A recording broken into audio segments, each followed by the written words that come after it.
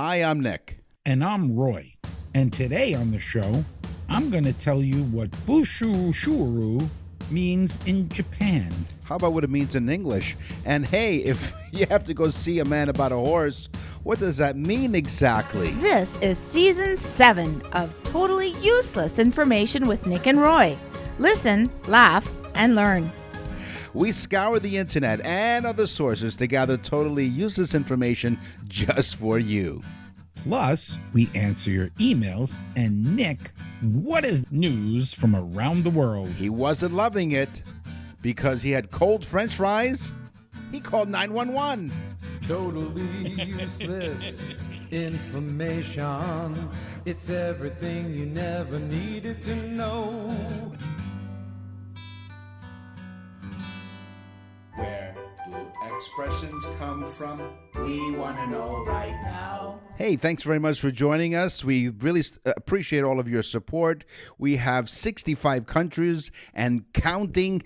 People are listening to Totally Useless Information with Nick and Roy, and we thank you very much for that. It's hard to believe that 3 years ago we started this show and we were like, ooh, we got like 20 hits, you know? Now we've got like 20 hits in Botswana. Yeah, exactly. So I'm going to give you the teaser right off the bat because, you know, if you have to go, we're going to give you this right off the bat. So going to see a man about a horse. You people hear that all the time, right? Yeah. Yes, I've heard that situation. To see a man about a dog or a horse or a duck actually is an idiom, especially British, of basically apologizing for one's imminent departure, generally to, well, conceal one's true purpose, which is to go to the bathroom. So You can go see a man about a horse, a dog, or a duck. Or a duck. Right. To go see a man about a horse or a duck or a horse or a horse. I had a guy say that to me once in the bar. He said, I'm going to go see a man about a duck. And so I did because somebody threw a bottle at me. That's right. And duck. Anyway, so if you're going to, basically you're saying, pardon me. Why did they just say that? Excuse me, pardon me. I have to go to the loo or to the bathroom. If right? you're with a bunch of guys, you just say, I got to go take a, you know what? Yeah. Most often, see a man about a dog or see a man about a horse. They're euphemisms, right? Used to when going to relieve oneself to the toilet. However, there are sometimes they're used to mean that someone is going to buy alcohol or an alcoholic drink. What? That's right.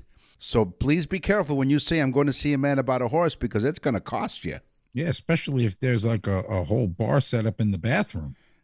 That's How right. convenient is that? Yeah. You're sitting at a bar that's actually a urinal. Yeah, you don't have to get up. Oh, what a great idea. You just keep drinking and boom, you want to let go, you just let go. Just let go. And we'll call it the loo. The loo. The loo. And you know what? As an opening. Get you to drink at the loo. We're getting Hang a drink. your pants in the corner. That's right. Hey, maybe we should call our friend George with his lederhosen. He can hang his lederhosen in there, right? Yeah, George the lederhosen, I bet you has a little a little fly portal. He doesn't have to take the lederhosen off. Exactly. And for the first weekend of this brand new bar we're going to open up called the Lou, we're going to have a luau on the first weekend as a promotion. The luau. And listen, and not for nothing too, I've already figured out too, so that it's a little more discreet. There's these hoses. They look like vacuum cleaner hoses. And you just put the Johnson in the hose and then boom. Yeah, but what about for the women? For the women, there's a little receptacle built into the seat. Oh, okay. So you have men and women's seats. Gotcha. See, we think of everything here at Totally Useless Information with Nick and Roy. Exactly. Yeah, that's a great ideas we come up with, folks. This is why people listen to this show. Yeah, that's the only reason why they listen. Or we're still trying to, you know what? We're still trying to figure out why they're listening, but we thank you. Very much like this conversation, this too shall pass. Oh, wow. A great saying. This too shall pass. My wife says it all the time. She had breast cancer, and that was a saying. This too shall pass.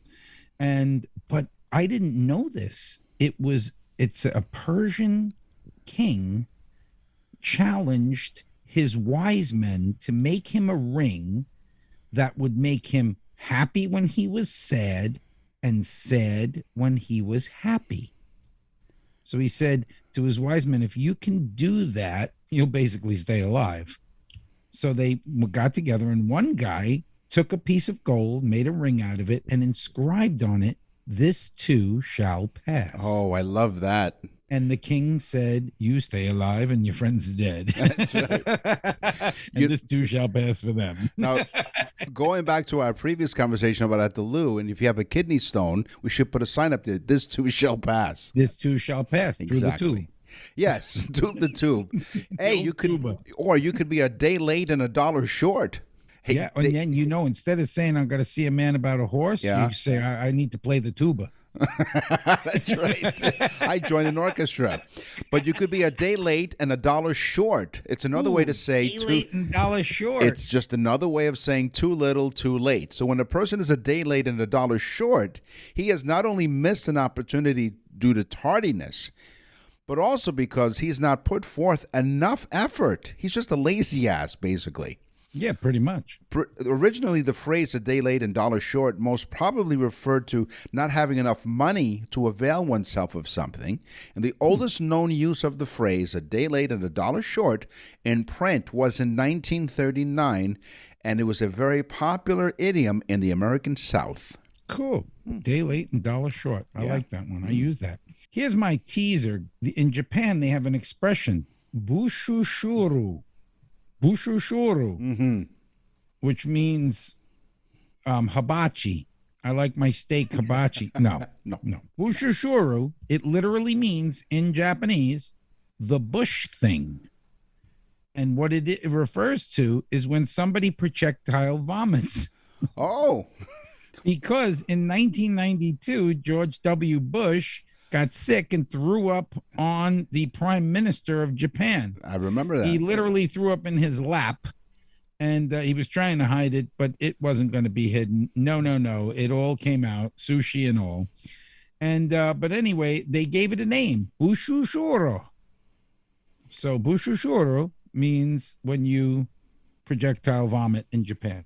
That means that you do the bush thing. Well, I'm glad you defined the bush thing. I wasn't sure where you were going with that. In high school, I had a saying for that too. Yeah, but it means something totally different. Yeah. Yeah, was it like a bushu yoru? Bushu the old tubo. Well, maybe you're visiting the red light district in that case. Ooh. The red light district comes from the use of neon red lights featured in doorways of parlors. You know, those kind of parlors, if you know what I mean. The old parking parlor, if you know what I mean. That's right. You could park it there. And then you could sit at the bar and go to the loo. Street prostitution is illegal in the Netherlands. In many other countries, of course, but the use of a red neon light in a doorway is a smart trick to attract customers. But everywhere, I mean, it's like a way to. In Amsterdam, they have the red light district. That's where it probably came Not from. that I've ever been there with Nick. No, 3 times. no, not. I thought it was only twice. Okay, the term sniper hunt. It's an expression, an old expression called sniper hunt. And it describes the hunting habits of a snipe bird who sees his prey from a long distance. And then he attacks his prey. The prey doesn't even know he's there. By the time he's flying fast, he gets the prey, but he sees the mouse from a mile away. So that term, old English term, sniper hunt, ends up being changed into the word sniper, which is a guy who has a big scope on a gun who sits 100 yards away and knocks people off. Wow. So the term sniper comes from the term sniper hunt, which actually describes the hunting of the snipe bird. That is Put incredible. that one down, folks. It That's is. a good one. Because I've heard a sniper, but not the. I'm That's putting right. the Johnson in the tube. That's right. Hey, you know what? I like to stick around, but I have bigger fish to fry. Bigger fish to fry. It's a colloquial expression in You American. said what? A colloquial. You're talking about sex now? No, colloquial. Oh, colloquial. Yeah, not The old colloquial. not coitus. A colloquial expression in American. I don't even want you to say that anymore. It sounds dirty. I know it does. Hey, would you like to see my colloquial? I'd like to colloquial you right now. Anyway, it was an expression in those times in Yes. in American or British English that generally means someone has more important things to do, which is, other than what's currently going on. So basically, if you say, look, I have bigger fish to fry, so I'm out of here. So you're not important enough for me to stick around. Exactly. Cool. Yeah, there you go. See? I like my sniper hunt. Yeah, I think that's the expression of the day. It is. And speaking of bigger fish to fry, we thank you for sticking around. Hey, speaking of sticking around. Yes. We are getting so many emails. Folks, we're doing birthday messages all over the place. And thank you to the people that are going to nickandroy.com. If you go to nickandroy.com, you just hit on birthday messages in the top of the menu bar, and you can actually hear an example of it. It's the greatest gift that you could give to somebody. Honestly, it is really the greatest gift. That anybody that you say they have everything, they don't have this. Nick and I do an actual show for that person for their birthday. It's a very condensed show about the day that person was born, but you can hear an actual example of it on our website, nickandroy.com. People are going nuts. The emails, most of our emails are now about birthday messages, but That's right. And we thank you for that. And the feedback that I get, because every time we send them a birthday message, we always like to hear some feedback. And just about everyone that comes back, they say, thank you for the opportunity for such a unique gift. Yeah, you have to see their face. They loved it. I mean, it really is. It's great. You go to nickandroy.com, type on birthday message, and listen. You'll see what I'm saying. You're listening to Totally Useless Information with Nick and Roy. You won't see the engineer that slams the Nissan Rogue's door 13,920 times. Or the corrosive chamber that simulates 15 years of life in 5 months. Or the Rogue heat-baked for over 300 combined hours. What you will see is a vehicle that can take punch after punch and keep rolling. Nissan, #1 in new vehicle quality among mainstream brands by J.D. Power. We put it through the worst, so you get its best. For J.D. Power 2025 U.S. Initial Quality Study Award information, visit jdpower.com/awards. Awards based on 2025 model year. Newer models may be shown. Wall Street, Bay Street, NASDAQ, Hang Seng, loonies, toonies, dollars, and yens. This is On the Money with Nick and Roy. You know, Nick, the first Bitcoin transaction, I am on fire for season 7. You are. May 22nd, 2010. Yeah. So 12 years ago, the first Bitcoin transaction, I even have the guy's name. Laszlo Hayek purchased 2 Papa John pizzas. Papa John accepted it. Yeah. 10,000 Bitcoins were given, which was approximately $41 at the time. The current value of those Bitcoins would be 230 million. Wow. It's insane. It is. Because back then they were worth pennies. You know, they were worthless. Yeah. It's a lot of dough. It's a lot of cheddar. It is. Now, speaking of cheddar, we're going to give you like a slang term for money, right? Because we're doing money. All right. It's another reference for money because it's believed to relate to government cheese provided as aid to impoverished families. Oh, my God. Like in the Bronx. Do you remember that? So Roy and I grew... Yeah, the trucks would pull up and people would get online and grab the cheese. Blocks of American yellow cheese. And Roy and I, we grew up in the 70s and 80s in the Bronx, New York. Roy's currently residing in Florida. I'm in Toronto, Canada. But we grew up in the Bronx in the 70s and 80s. Yep, they would provide cheese for impoverished families. We escaped. We did. We were quite fortunate enough. Yes, we were fortunate enough where we didn't have to line up for that, but we did see it. And one of the slang references for money is cheddar for that reason. Because of the government cheese. It was like money, giving people money. They gave them cheese. Yes. Wow. Putting pennies in the ground around your plants. This is something interesting for people that have gardens. Putting pennies around your plants will stop slugs from going near the roots and the plant itself. Oh. The reason is pennies are made of copper and the ground has zinc in it. Zinc and copper together make an electrical charge. If the slug touches the penny, he gets a very slight shock and he stays away from the actual plants. So now I'm up to about $375 worth of pennies, but my garden looks fantastic. Not only that, but you've also charged your iPhone. Yeah. So here's what I'd like people to do. Yes. Please, it works so much better with $20 bills. Yeah. So just put $20 bills in your garden and email to nickandroy.com and tell us where your garden is. That's right. It's dirt cheap. We'll come and check and make sure. Want to make sure. You know what? I was, as you were telling me that fact, I said, you know what? Let me open up the door here. Dusty in this place. It's useful information. Yeah. That is useful. So I heard someone say this the other day. They said, "Yeah, I was hired to do this small job, and they gave me some scratch." I'm like, "What the heck? Did they give them like scratch lottery tickets?" Scratch, like money. Yeah, scratch. Well, it's slang for paper or coin money, and it generally refers to small amounts to be paid for small, menial jobs. So you make some scratch. Wow. Isn't that crazy? Yeah. It's like another word for that would be like walking around cash, walking around money. Yeah. I've heard that saying a lot down here in Florida. Oh, I just have it for walking around money. Well, I just have some sitting down money because I don't go anywhere. Yeah, but usually I stop to buy things. I don't just walk around. If you're walking around, you can never spend it. That's right. Then you spend all of it. Then you don't have any money to walk around with. Yeah, we figure out all of life's problems.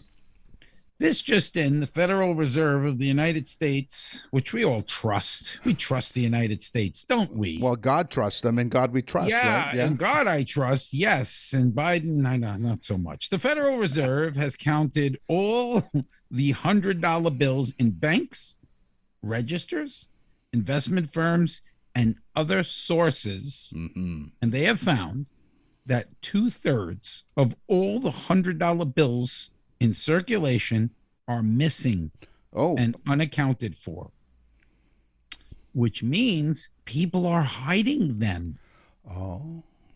So 2/3 of all the $100 bills ever printed are being hidden, probably in safes, mattresses, people's gardens. Yes, that's right. Check your garden now. Check it out. But can you imagine that? 2/3.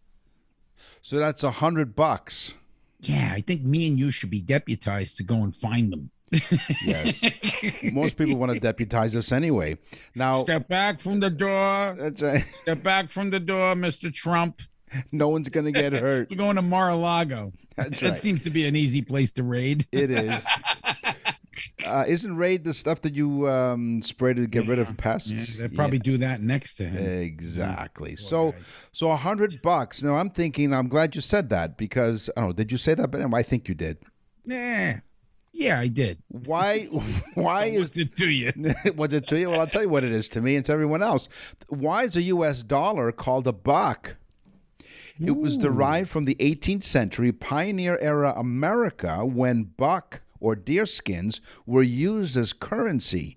A buck is slang for $1. Sure, so they must have paid $1 for the deer skin, so it was a buck. A buck. That's right. And $2. I'm wondering though, did you have to pay bucks to get the buck? No.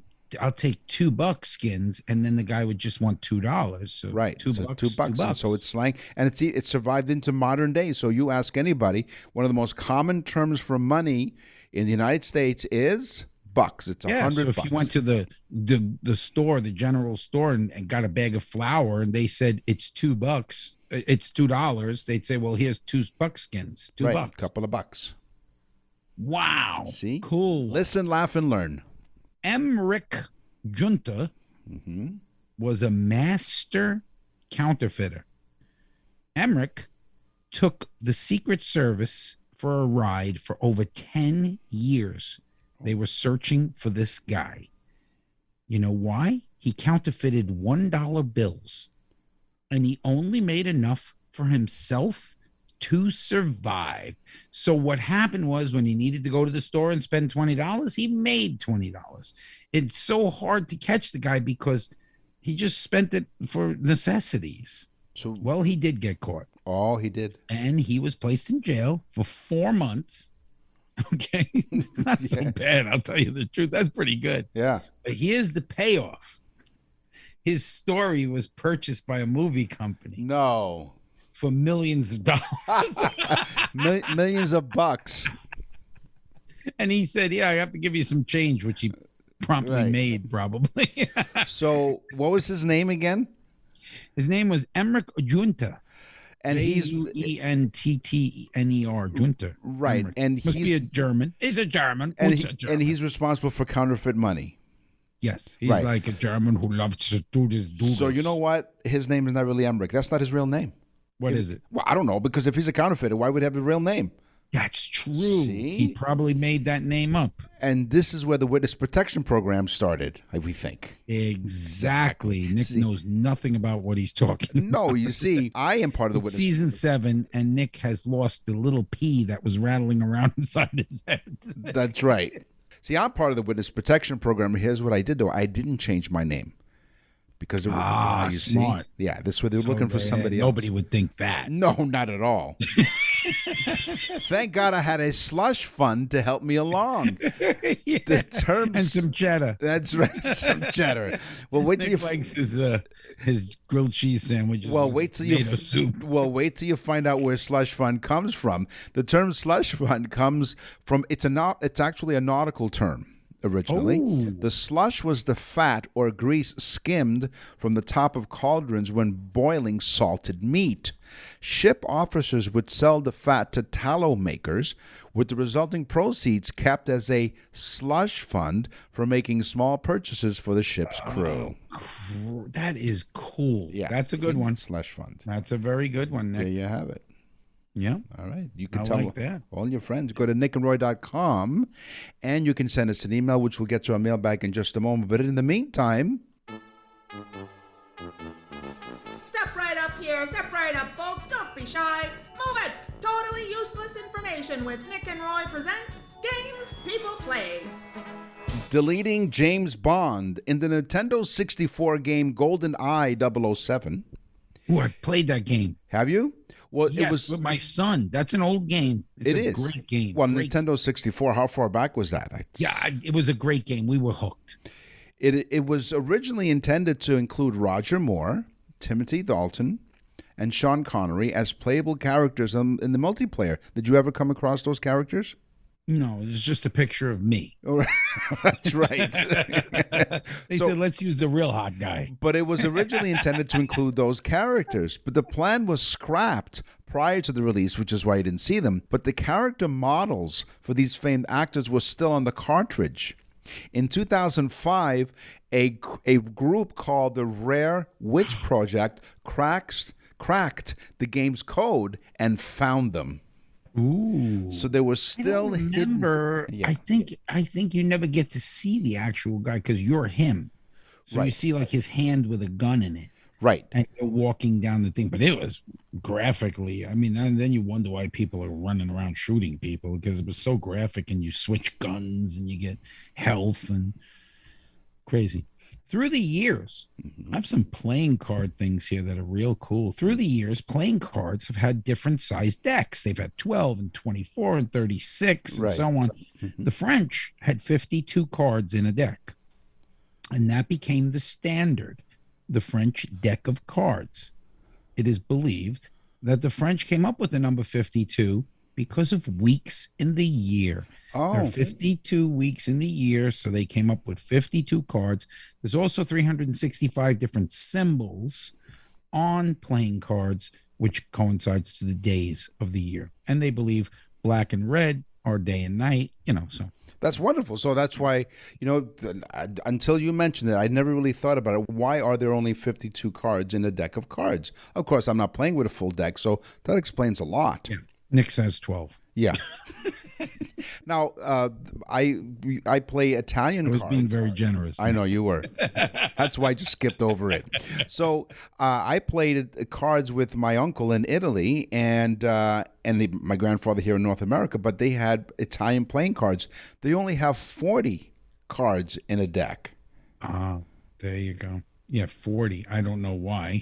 The Italians, they do weird things. They probably just got bored at making 40 and No. went and took a siesta and Right. went on strike. No, you know what? They only work for. So if 52 represents 52 weeks out of the year, in Italy, in Italian cards, it's only 40 because Italians only work 40 weeks out of the Boy, year. the last time Nick and I played gin, boy, were we drunk. That's right. We were. Then we realized we played it all wrong.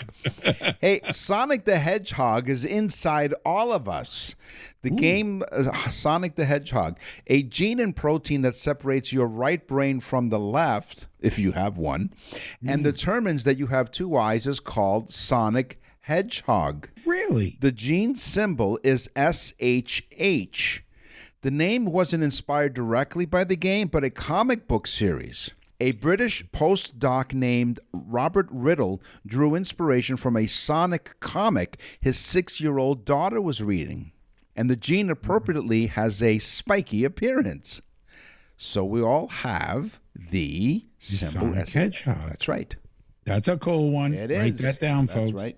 All right, a Las Vegas deck of cards, Nick. You've been to Las Vegas? Actually, I have not yet, so that's on my bucket list. I have. It's overrated. It's really weird. It's like a Disney World for adults, and there's prostitution legalized. Oh. So it's like heaven. No, it's like a red light district. So bring your scratch and your cheddar because That's you're right. going to need put it in the old bouchachourie. That's right, yes. So, a Las Vegas deck of cards. How long does it get used before it's they're not destroyed, they're actually sold, but Okay. how long does it get used? I would think out of a 24-hour day, I would say maybe every day, once a day, they change them. 12 hours is the maximum, Really? but dealers can ask and request for card changes, and they usually use 3 to 4 decks per, let's say, blackjack, and they will ask for a change sometimes every hour if they feel that somebody is counting cards or looking at cards or maybe Or marking them, maybe. folded a little edge with their finger, and I guess they're so good at it that they know what they're doing. Xbox was almost called Direct Xbox. In 1999, Microsoft worker Ed Fries met with a hamburger. No, Ed Fries met with Direct The X. Happy Meal. That's right. It was a Happy Meal. No, it's a different. It's not food. No. That's in Las Vegas. You know what a Happy Meal is, right? Oh, yeah. With a happy ending. In 1999, Microsoft's Ed Fries met with DirectX team to discuss a new idea called the DirectX Box, a PC with a hidden Windows operating system that would be marketed like a console machine. The first mock-up of the brilliant. DirectX Box was a Silver X with a PC board inside. As the project moved through development, Windows was dropped, and the console looked kind of changed a little bit, and it was eventually renamed Xbox. I'm sticking with playing cards here. The most expensive deck of cards in the world is on display in the Metropolitan Museum of Art in New York City. It is on display. It is a 15th century hand-painted deck of cards made in the Netherlands. Its value, as of today, $145,000. Whoa. Mm-hmm. And if you're not playing with a full deck of cards, it's only $75,000. And I believe it is a 52 card deck. The many names of Soda Popinski. The wonderfully named Soda Popinski from Mike Tyson's Punch-Out! Originally boxed under the guise Vodka Drunkenski. Vodka Drunkenski. Yep. In the arcade game Super Punch-Out! In an unlicensed port to Commodore 64. Remember that computer? Yeah, sure. In an unlicensed port to Commodore 64 called Frank Bruno's Boxing, his name was changed to Andra Punch a Red Off. Punch your head off. Punch a Red Off. There you go. Instead of Vodka Drunkenski. So there you go. Oh, my God. I love Mike Tyson. In the 1940s, I'm sticking again with playing cards. Nice. The Bicycle Playing Card Company, by the way, the most known playing card in the world is Bicycle Company. Right. It produces decks of cards, and it produced in 1940 decks of cards specifically for the Red Cross to give to prisoners of war in Germany. Yes. So they were like, you want us to give these cards to the prisoners? And they said, yes, could you please give these cards to the prisoners? Beknownst to them. Yes. The cards, when they dipped them in water, were able to separate, and on the inside portion of the card was a map to get out of that particular prison and where to go for safety. Nice. And the could you just imagine Schultz? Where are you going? I have the gin. That's right. And guess what? Hey, I got it now. I know what the getaway vehicle was. What was it? A bicycle. You won't see the engineer that slams the Nissan Rogue's door 13,920 times, or the corrosive chamber that simulates 15 years of life in 5 months, or the Rogue heat-baked for over 300 combined hours. What you will see is a vehicle that can take punch after punch and keep rolling. Nissan, #1 in new vehicle quality among mainstream brands by J.D. Power. We put it through the worst, so you get its best. For J.D. Power 2025 U.S. Initial Quality Study Award information, visit jdpower.com/awards. Awards based on 2025 model year. Newer models may be shown. Cool. Thank you for joining us, and we invite you to visit our website, nickandroy.com. As we told you, you go there and you click on birthdays. You can order a very special birthday message for your loved one. Many have so far, and they love it. nickandroy.com. The best gift ever. nickandroy.com. Just type on birthdays. There's an actual example there. You got it. You got to go. nickandroy.com birthday message. And if you want to send us an email, you go to nickandroy.com and click on Contact Us. What's in the mailbag? What's in the mail?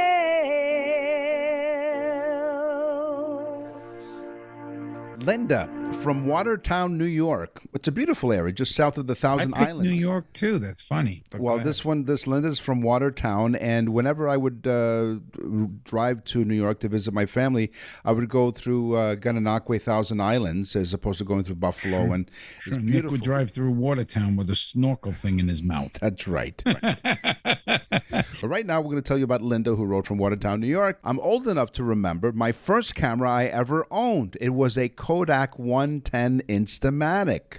Ooh, with the little flash blocks that you At put the on the top, top. would you happen Yeah. to know anything about the camera? Well, Linda, thank you. This is totally useless information with Nick and Roy. So yes, we do know. The Kodak Instamatic 110 was introduced by Kodak in 1972 with the Kodak Pocket Instamatic cameras with Kodachrome X, Ektachrome X, Kodacolor 2, and Verichrome pan film. There were cartridges too. There were which was 110 new. cartridges, which is a No, brand new concept. The new pocket-sized cameras became immediately popular and soon displaced competing sub-miniature cameras like the Minolta 16. Those were 35 millimeter. You had to put the film across the thing to get it to hook. The one And the Instamatic, the 110, you just drop the cartridge in. Exactly. It was a 110 film. 110 film width is 16 millimeters, and a 4-frame strip measures 111 millimeters. So they got it compact in there. And the 16 millimeter film width allowed Kodachrome film in 110 size to be processed on the existing processing machines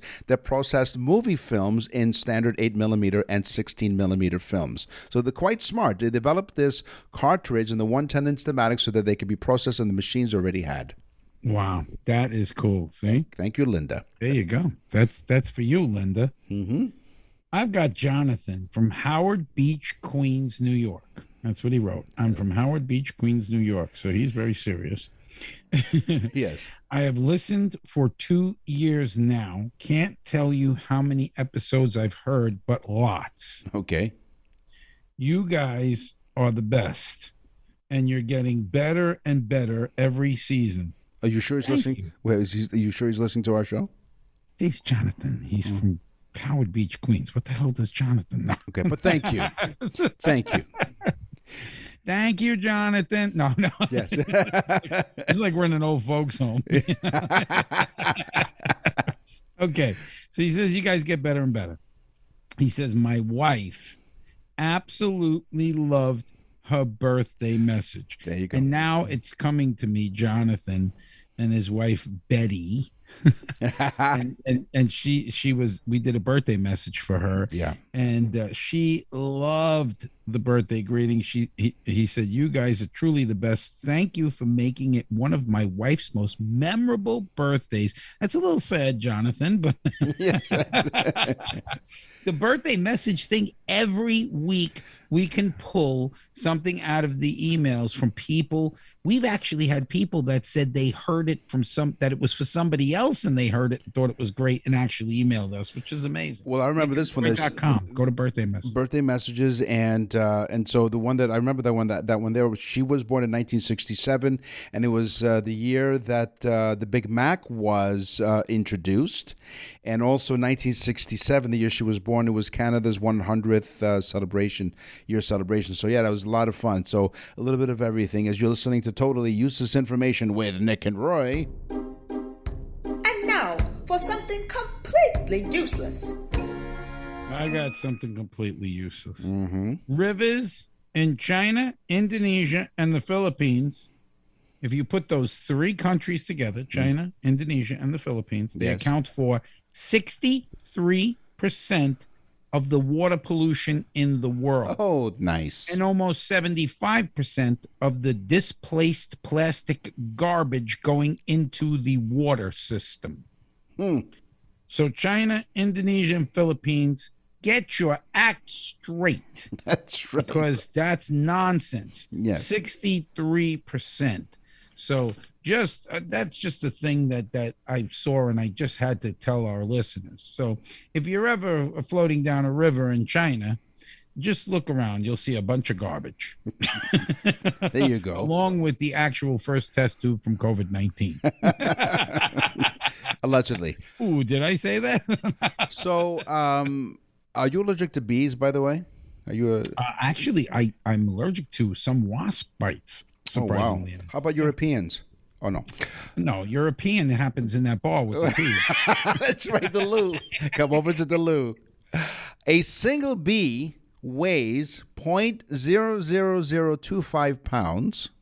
Whoa. 4,000 bees together weigh 1 pound. Each of the hives has 50,000 bees on average, weighing 12 pounds. Wow. There you go. See? Yeah. Listen, that's pretty laugh, good, Nick. So 4,000. I mean, that's useless as hell. Well, yeah, come on. I didn't want to be, I would hate to be the person who had to count the 4,000 bees. Okay, everyone sit there together. Don't go on the left. Yeah, just when you get like 3,900. No. Yeah, gee, that stings. Nick, do you have news from around the world? As a matter of fact, I do. Because today we did talk about music. We didn't. We talked about. I only slept an hour and a half. So we talked about expressions, Nick. We talked about money. Yes. We talked about games. You know what the time for?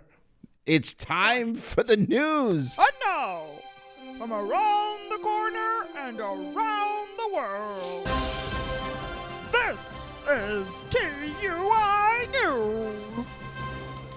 Antoine Sims, 24, was wanted for missing a court date in 2018 where he and two others were accused of murder. What? Sims was apparently out on bond wearing an ankle bracelet when he visited a McDonald's in Atlanta and got into a verbal argument with the franchise owner.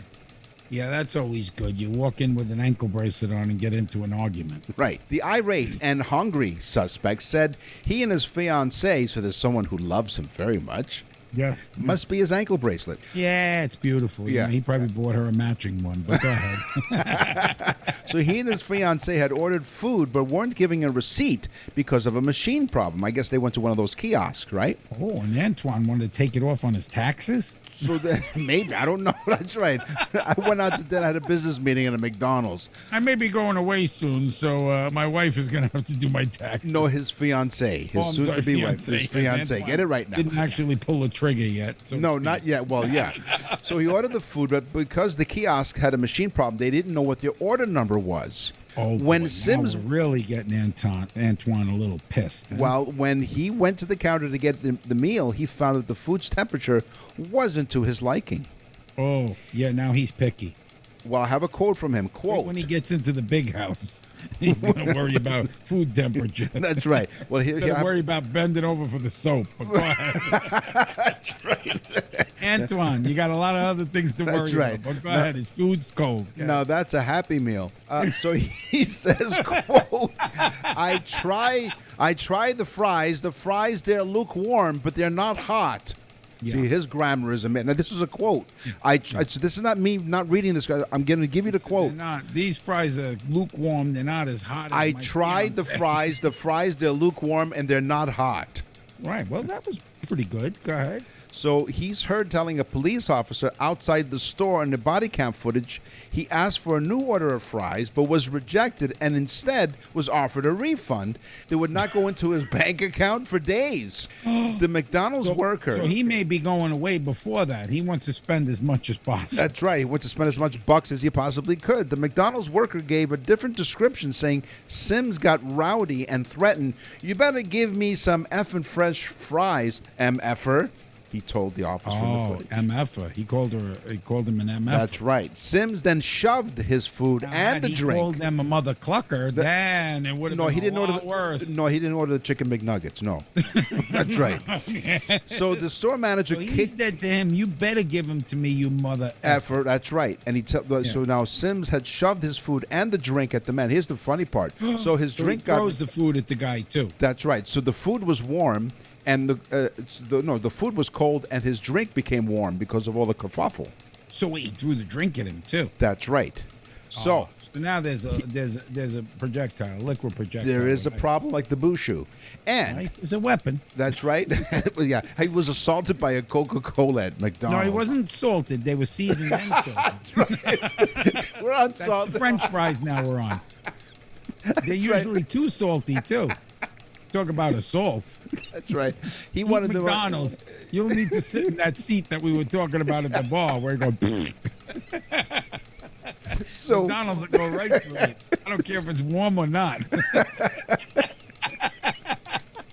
the rate of speed is the same no matter what the food temperature is. So did the manager have him arrested? Well, he threw him out, and outside the restaurant, the cops tell Sims he cannot come back to the restaurant and ask him to sign an acknowledgement, which gives him visually nervous, right? Because he was like, so they we're handed him a piece of paper to sign with a crayon because we're at McDonald's. Well, listen, he fled from the scene, and then he was tased and fell to the ground. Oh, wait a minute. So now they said, we need you to sign this here that says you're never coming back. Right, and he escaped, and so a police pursuit ensued. Yeah. So he tried to break into a third-floor apartment in the building nearby. Oh, wait a minute. This is over French fries. This guy's gotten crazy. Where's his girlfriend at the time? His fiance. She ran for the hills, and I don't blame her. She probably got away, went a different direction. And she didn't have an ankle monitor on, so she probably was faster. Well, wait a minute. Cops found 31 grams of marijuana in his fiance's car. Oh, no. A match made in heaven. Even better. Oh, yeah. So the car was hotter than the fries. That's right. The car was baked.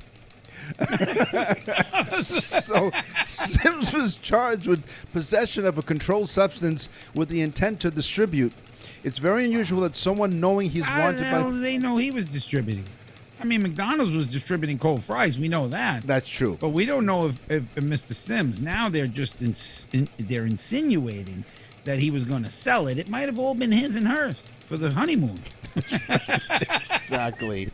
Anyway, so he's under arrest, and he's wanted for murder. Thing. So, yeah, another person behind. So he's wanted for murder. He's under arrest for drug possession, and the fact that and he's hungry. He's hungry, he never got to eat through this whole thing. Hey, if you're hungry for more totally useless information, you have to wait till next week, because we are done with this episode of Totally Useless Information with Nick and Roy. We will scour the internet and other sources to find more totally useless information just for you. And until then, go to nickandroy.com and look at all the wonderful things. There's going to be pictures of us in our underwear as well. That's right. And all kinds of things. So go tell a friend. Tell a friend about the show, because that's what's making it so popular. And we do thank everyone for doing that. I'm Nick. And I'm Roy. Thanks for listening. Totally Useless Information with Nick and Roy is a production of nickandroy.com. Visit nickandroy.com to access the full library of episodes or wherever you get your podcasts.